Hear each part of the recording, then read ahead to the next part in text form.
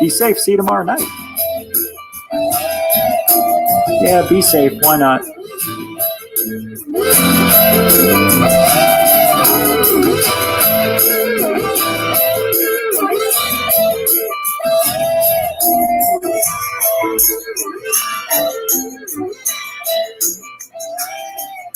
Oh my God, it's so loud.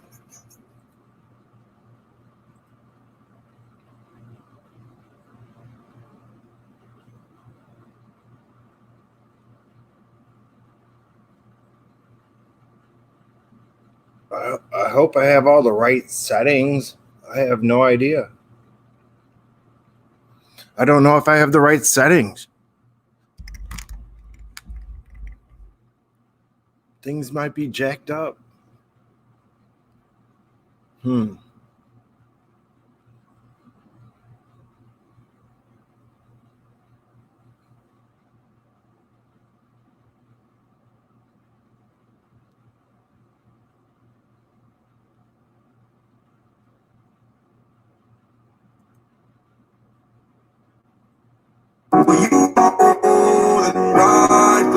Oh, what the hell is that?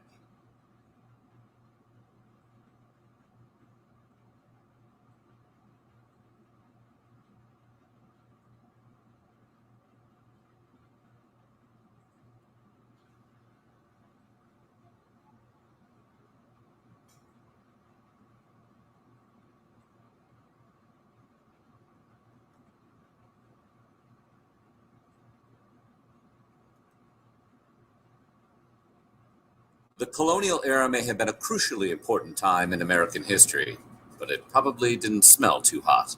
Hygiene practices during America's colonial era boiled down to a curious mix of practicality, religious belief, and social position. A lack of hygiene was often thought to be indicative of bad manners, and religious people associated it with the sin of sloth. Today, we're going to take a look at what hygiene was like in colonial America. But before we get started, be sure to subscribe to the Weird History channel. After that, we would really appreciate it if you would leave a comment and let us know what other aspects of early American life you would like to hear more about next. Okay, hold your breath, because we got some colonial stank coming at you.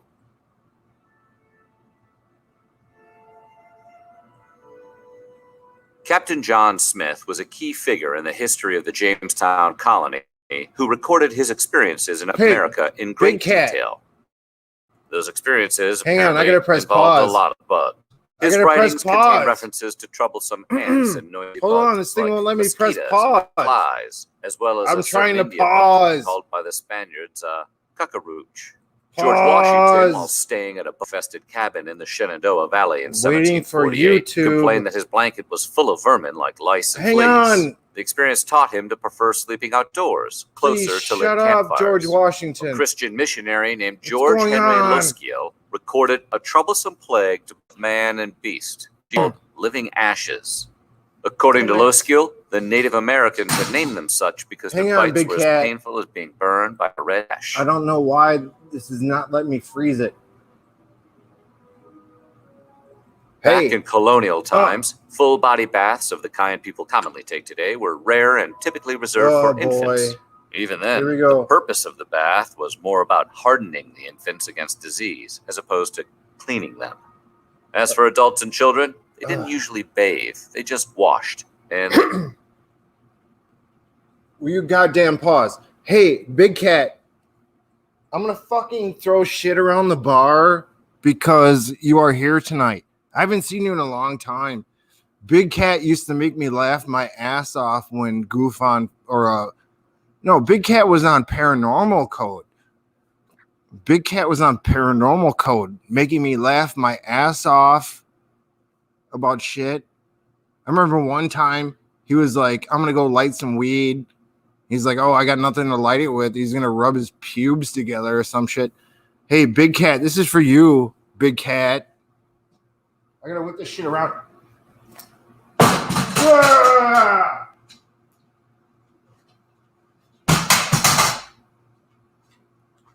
It's fun to see cool people in my chat room. That's all I'm trying to do. Hang on. I'm going to play some better shit. I'm just trying to make sure the web works. they didn't wash much. Each morning, a typical person would likely rinse their face and hands with a cloth using basin and sponge, but that's about it. Game vet? Those who could afford a bathtub usually only had one large enough for a sponge bath, and even those were taken without soap. For those who couldn't afford a tub, a dip in a local lake or stream on a hot day was likely the closest they'd ever come to anything like a bath.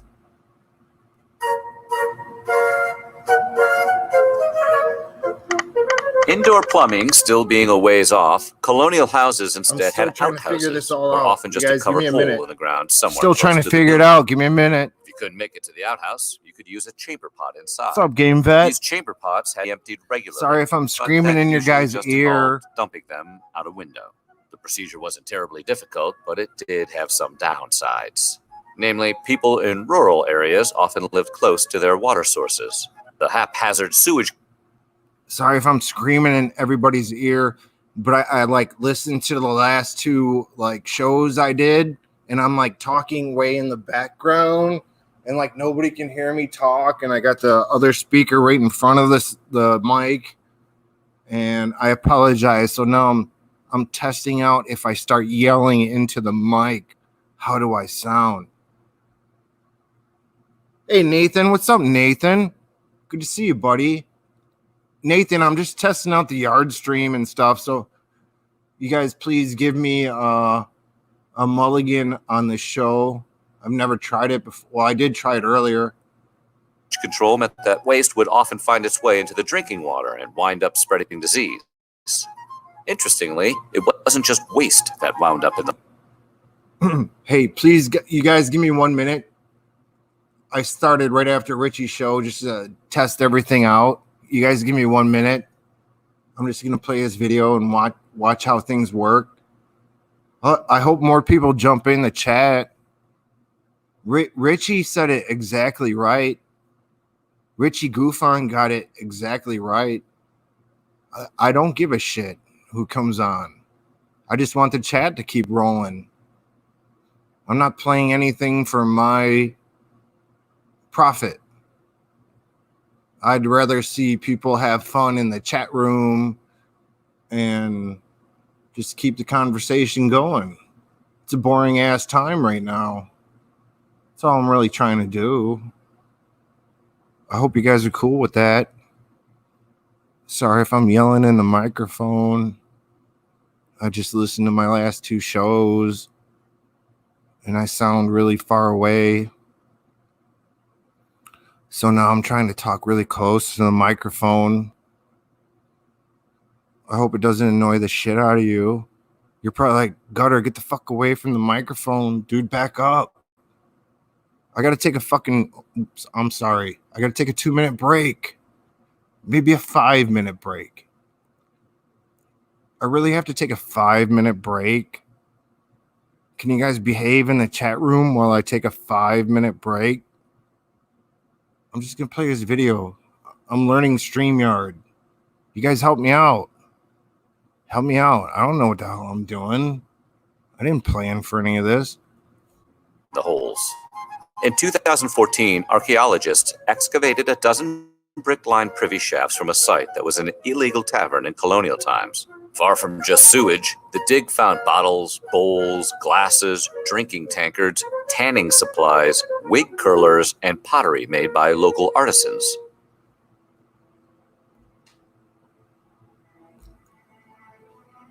Colonial America was not big on sanitation. Outhouses were typically close to water sources, and it wasn't unusual for streets to be clogged with garbage and animal feces. This lack of sanitation meant disease could spread quickly and easily. Dysentery, typhoid fever, and cholera were all common, especially during summer. Even the American Revolution was affected. It's believed that 2/3 of George Washington's troops at Valley Forge in December of 1777 died of dysentery, influenza, or typhoid fever. On the flip side, the Continental Army may have also benefited from the deplorable conditions, as large numbers of British troops in the South were killed by various fevers.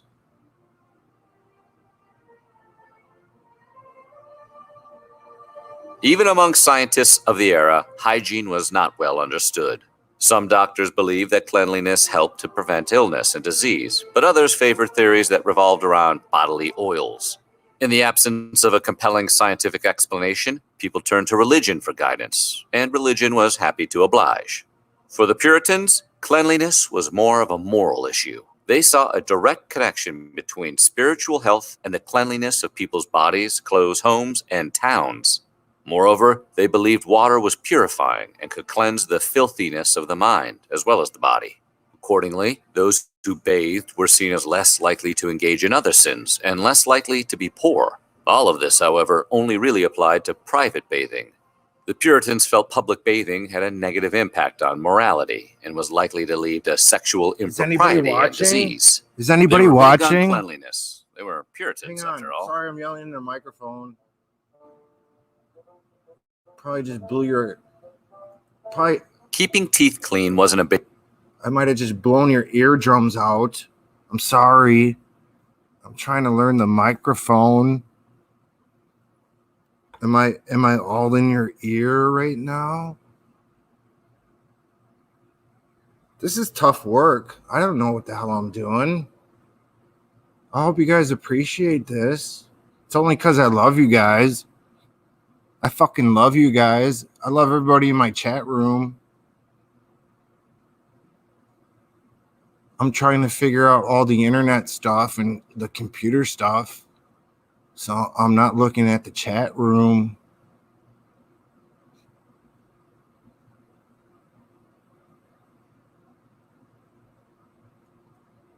Big priority for people in the 17th century, and toothaches were common. The first line of defense against them was the usual natural remedies like chamomile or figs. If it was more serious than that, alcohol or even opium might have been used as a painkiller. Dental professionals were rare, and a person who needed a tooth pulled would usually... Fuck yeah. Alcohol and opium. I have to remember to stare into the microphone when I talk.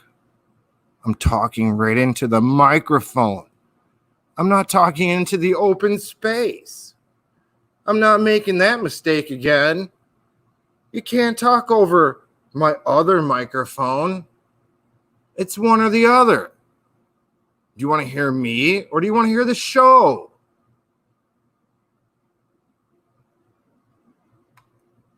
usually have to get help from a tradesman like a blacksmith, a barber, or an apothecary. Replacing the pulled tooth was common, and sometimes the extracted tooth itself would simply be reinserted into its socket. This shit is gross. You know, in about 300 years, people are going to look back on our age, and they're going to be like, wow, what the hell were those people doing? They're so gross. They're like cavemen. 300 years from now, people are going to think we're nuts right now. You know what's funny? Like 300 years after the 300 years, the people from the first 300 years, the other 300 years are going to be like, those people were nuts. What the hell was wrong with them? What were they thinking?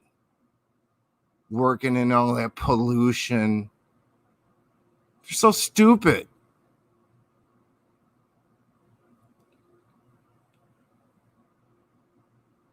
It all reminds me of a Star Trek movie when the one smart dude walks up to the computer and he's like, hello, computer.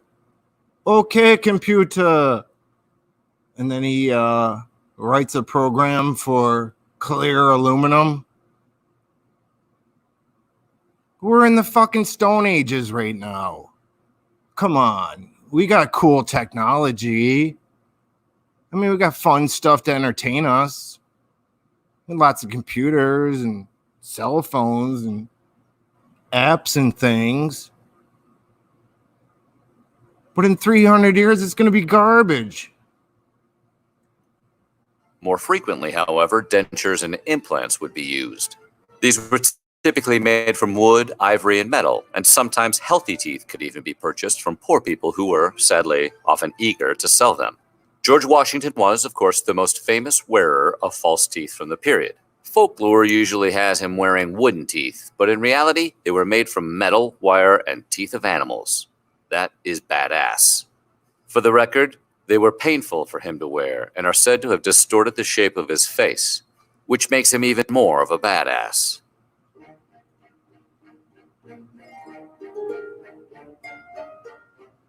Powdered wigs were all the rage among the middle and upper classes of the colonial era. Made from human and animal hair, both men and women wore them, while keeping their own hair extremely short. This was because of lice, which was very common at the time. Shaving the head would prevent the bugs from infesting one's hair. It didn't completely eliminate the problem, though. The wigs themselves were prone to infestations, and they had to be regularly cleaned by professionals. Ideally, wigs would receive this kind of care every week, but as the process was expensive, not everyone was quite so fastidious about it. Wig care included boiling the wig to kill lice and dousing it in fragrances like sassafras, bergamot, and bay leaves, which were believed to have bug-repellent properties. Conversely, the pomade used to style the wigs actually attracted insects, so that the whole thing was a bit of a wiggity whack.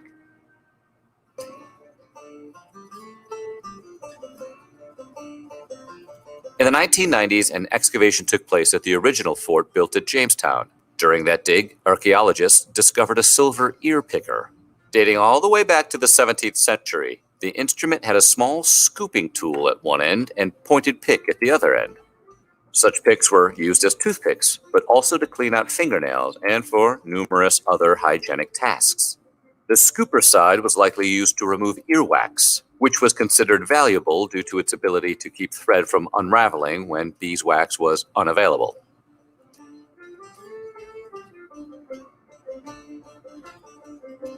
Rich Americans have always liked fancy stuff from Europe, even in colonial times. Indeed, wealthier colonists were likely to have imported expensive fragrant soaps from across the Atlantic. However, those who couldn't afford to do that, which was most people, had to make their own soap or buy it locally. One type of soap available was lye soap, which was made using a time-consuming and foul-smelling process that it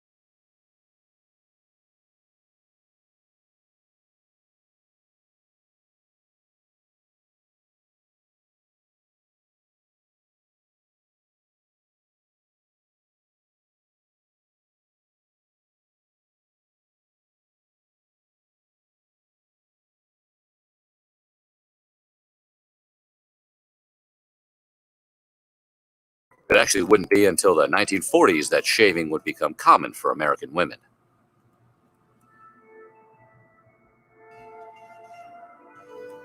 America's founding fathers may have known a lot about democracy, but they didn't know much about how to talk to the ladies. Take, for example, Thomas Jefferson, who told his own daughter, "Nothing is so disgusting to our sex as a want of cleanliness and delicacy in yours." Glad we could have this talk, Dad. Yes, cleanliness in women was a major topic of concern, and doctors of the time advised women to bathe as a way to cure illnesses that affected female reproductive organs. The prevailing wisdom actually held that women were able to become offensive to the nose for the purpose of keeping overly amorous men at bay. Dr. Thomas Ewell of Virginia stated it pretty concisely when he theorized that women used smell as a means of defense to ensure protection by rendering themselves as disgusting as possible. I'm going to guess he didn't have a whole lot of female clients.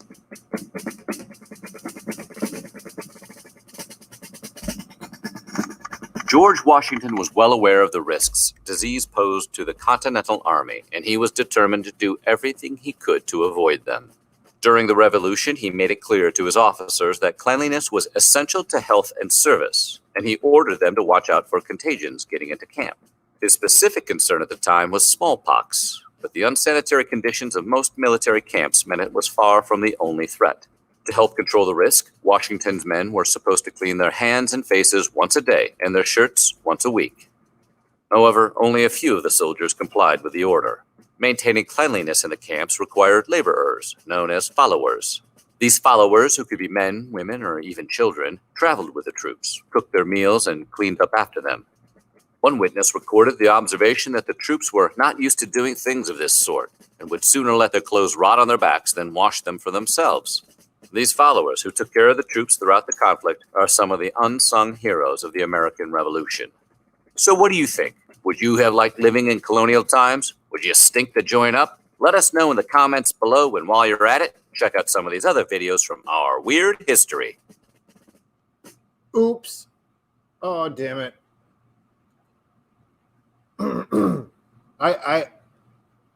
Sorry, I gotta look at the microphone. I love the Weird History Channel for some reason. I don't know why. I love the Weird History Channel.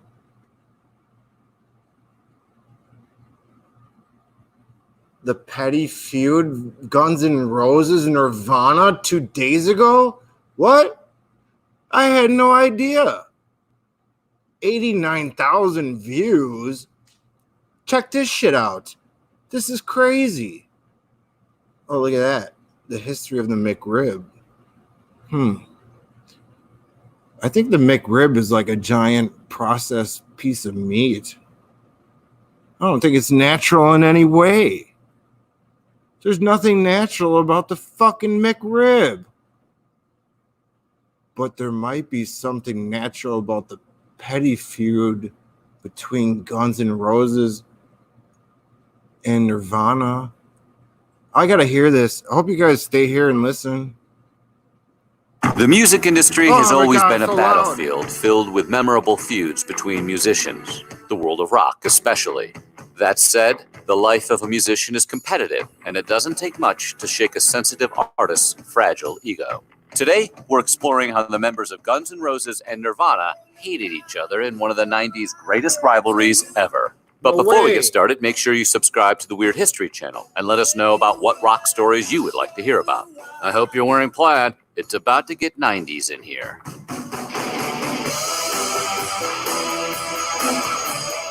In 1991, glam metal was dying an unavoidable. You know what was weird? I went to high school in 1989, and I watched the progression of all this shit, all the glam bands and all the ballad rock stuff, and MTV, and everybody playing their videos. It was like Kiss. Kiss, in my opinion, unless somebody correct me, I'm sure there was somebody way before Kiss, because Kiss was just like imitating what's that, Japanese art, kabuki art. That's what Kiss did.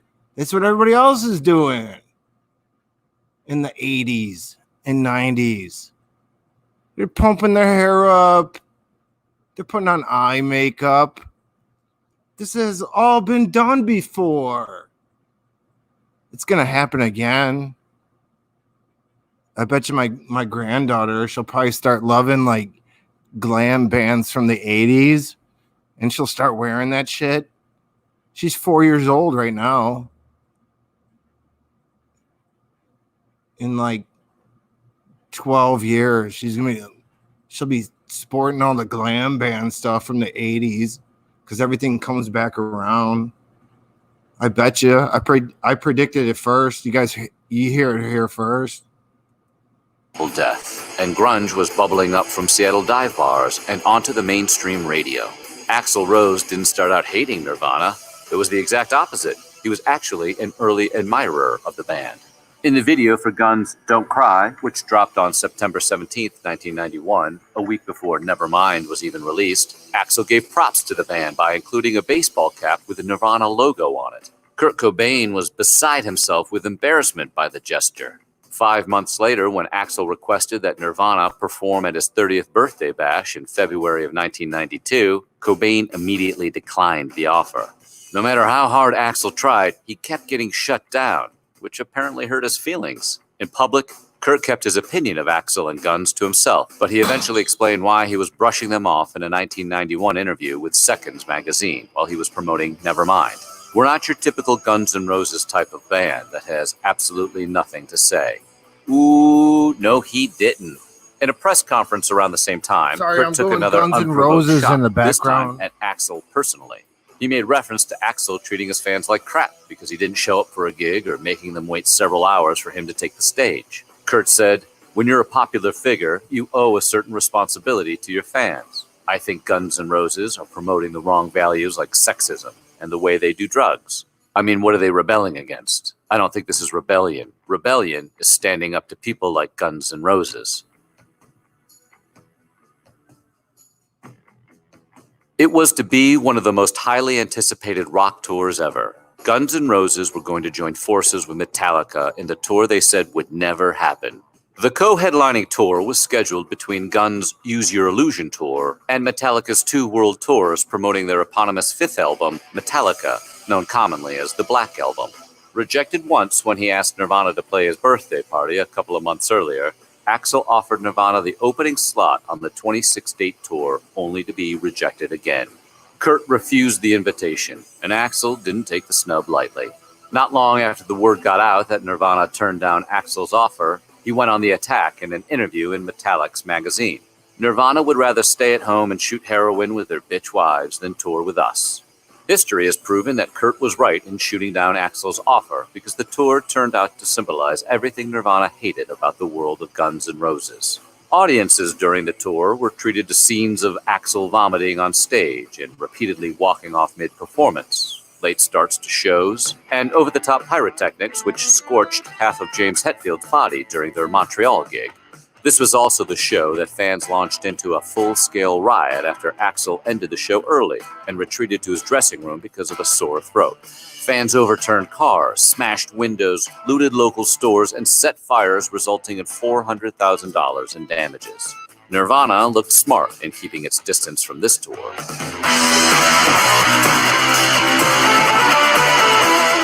By now, Axl had zero tolerance for Nirvana, and he was taking every opportunity to go after them in public.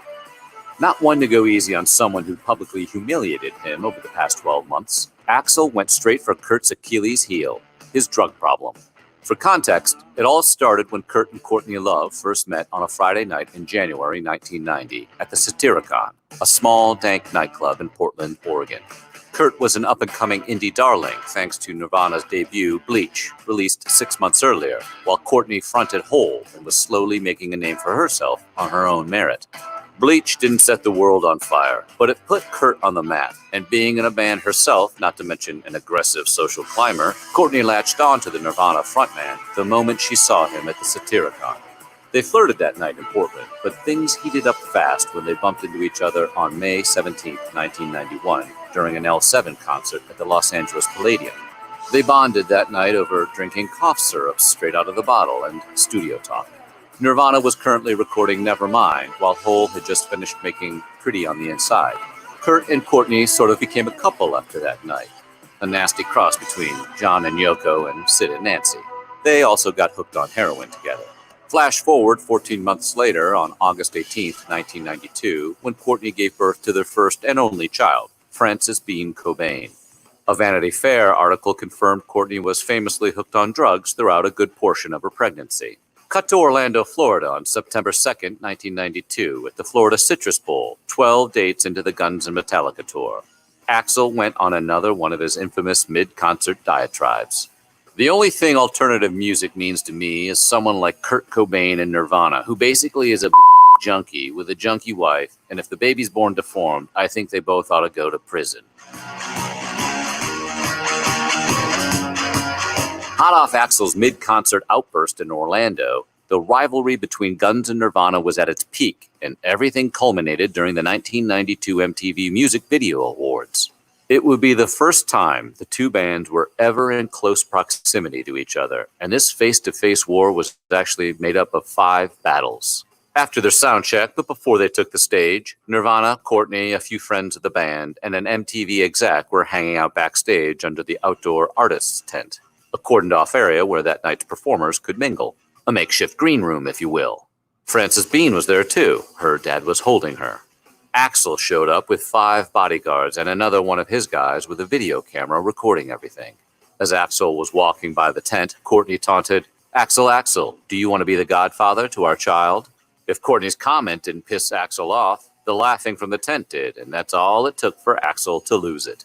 Kurt laughed as he recalled the incident later. These were his words. You shut your up or I'm taking you down to the pavement. So I turned to Courtney and said, shut up, So I guess I did what he wanted me to do.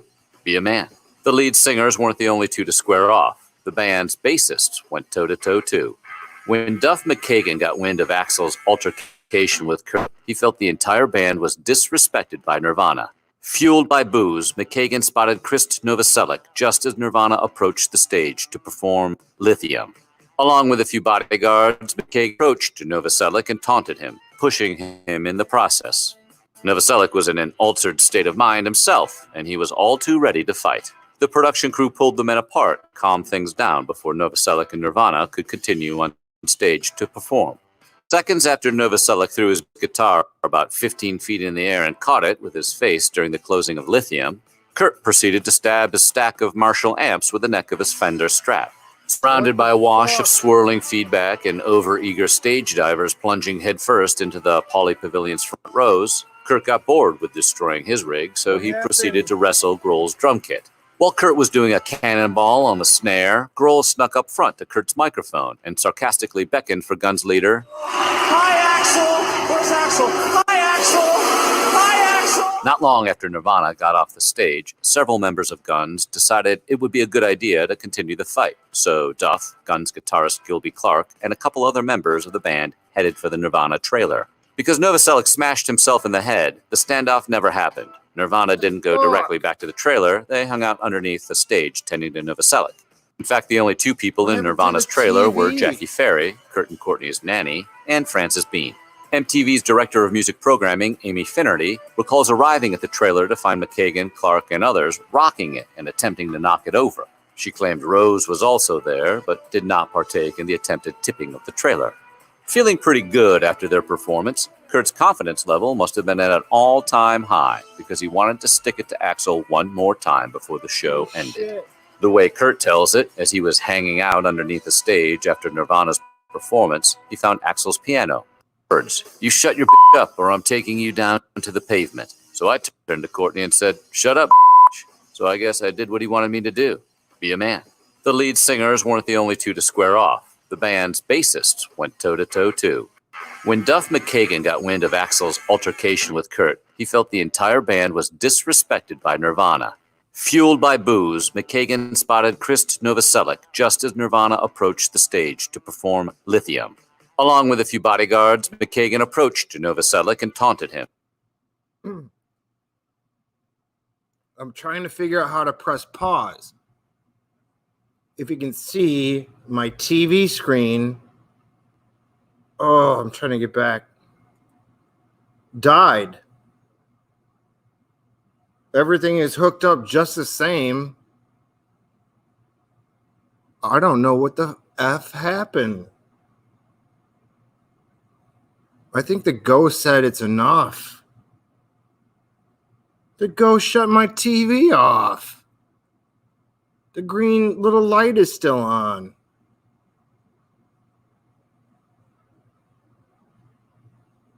I don't know if anybody can hear me. Good Lord.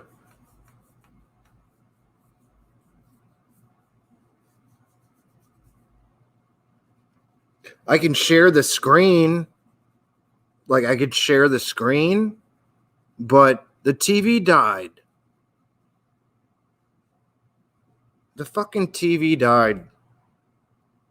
Hey, you know what? It's time for an EVP session. That's what it means. I will go do EVP by the pool table. And we'll see what the ghost says to us. You guys can listen in on the background. I'll replay it in 1 minute. The fucking TV died. It went out on its own. It's never happened.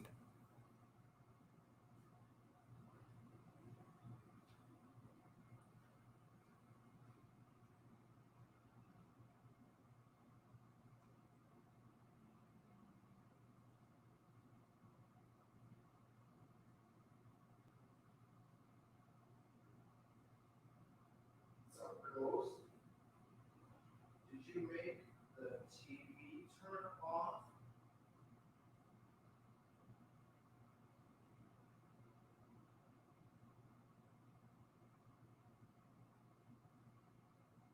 I was watching a cool show and sharing it with my friends on the internet, and then the TV went off.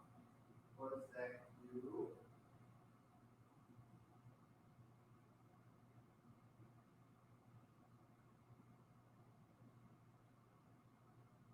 The other day, I was EVP recording, and there was a loud gong that people heard. Was that you that fell on the ground and died? Or, excuse me, on the pool table and died?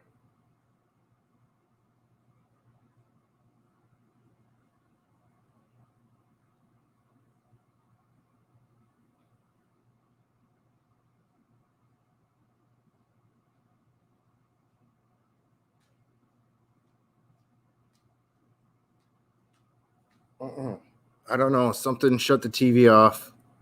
Here, I'm going to play the EVP. Let me know if you guys can hear it.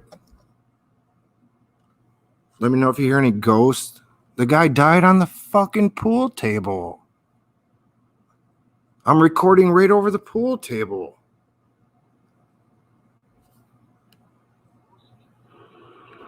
Did you make the TV turn off?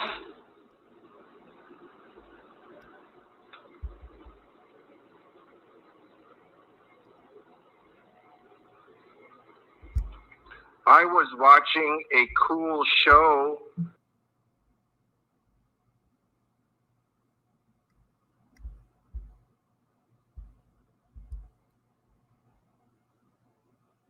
Oh, what the fuck? Hang on, I gotta replay it. Somehow the Google Voice app thing popped on. The ghost? Did you make the TV turn off?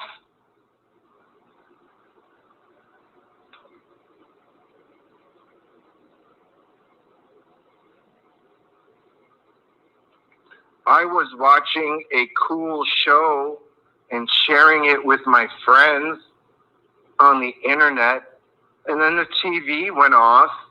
Was that you?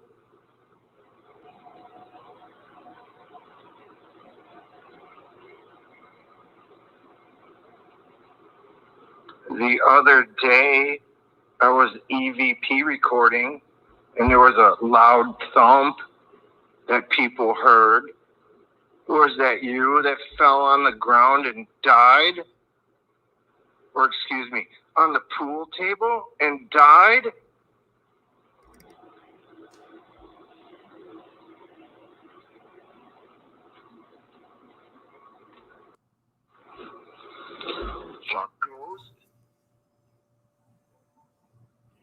Ugh, how do you turn it off? That was it. I did not hear any feedback from the ghost that died on the pool table. I apologize. But it did shut off the TV tonight, so that probably means that's it for the evening. Thank you guys for joining. Hope to see you guys again soon. Everybody stay safe. Thanks for joining the chat. That's all I really care about. Seeing everybody chatting. Good night, everybody.